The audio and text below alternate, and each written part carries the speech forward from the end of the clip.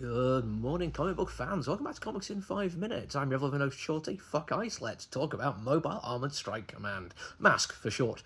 This is one of those comic books that, when it came out this week, I was super excited, but also a little bit like, damn, there's so many good stuff out here. Like, I don't know what I'm going to review this week. I had to kind of make some decisions based on what I thought I could have more fun talking about. And yeah, M.A.S.K won for a couple of reasons. Number one, I am an old school M.A.S.K fan. Like, when I was a kid and everyone was playing with Transformers or Thundercats or He-Man or any number of action figures that had cartoons as advertisement for them, yeah, it was M.A.S.K that worked for me. It's hard to put into words exactly why, but I always had way more fun with them than anything else. I could sit for hours playing with toys and like come up with like huge plots in my head about why things were going the way they're doing.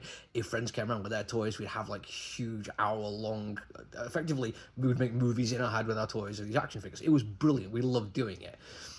Throw in the fact that you got Dan Waters on writing duty, then 100% like going to be like people who might not know. I mean, obviously don't know about how much a fan of M.A.S.K was. It's never come up before, but you've got to understand. Dan Waters is a great writer.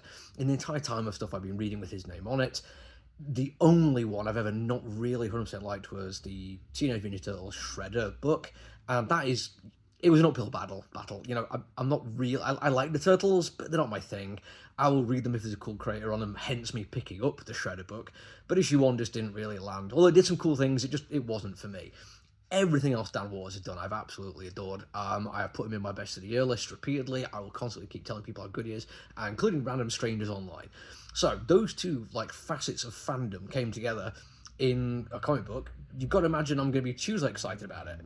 Actually, I was kind of apprehensive, a bit nervous. Like the idea of that many things that should go right that might go wrong. Yeah, I was worried. Throw in the fact you got Pi Par on the artwork, and I'm like, yeah, 100% now. There's no way this can go wrong. If you've not read Petrolhead that he did the artwork for, like, literally stop this video right now, go to your local comic store, see if they've got a copy in stock. They might not. We can't order it anymore.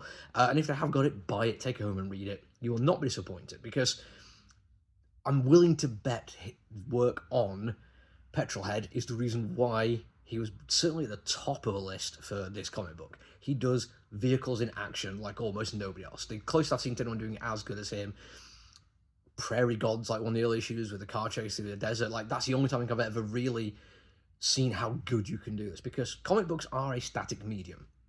I've said this repeatedly, some of the best artists out there can add dynamism to their artwork so it feels like you're following a flow and the motion goes along with it. There's lots of ways of doing this. Some of the laziest ones is just motion lines. Thankfully, Parr doesn't ever have to do that. He just has an absolute magical grasp of laying the page out so that when your eyes follow the story and the visual motifs around, that it feels like you're following the motion of vehicles. In this particular case, the opening scene is a car chase, and it's fantastic. We've got Matt Tracker's car plus a whole bunch of armoured vehicles plus helicopters through a desert scene, and everything about it is brilliant.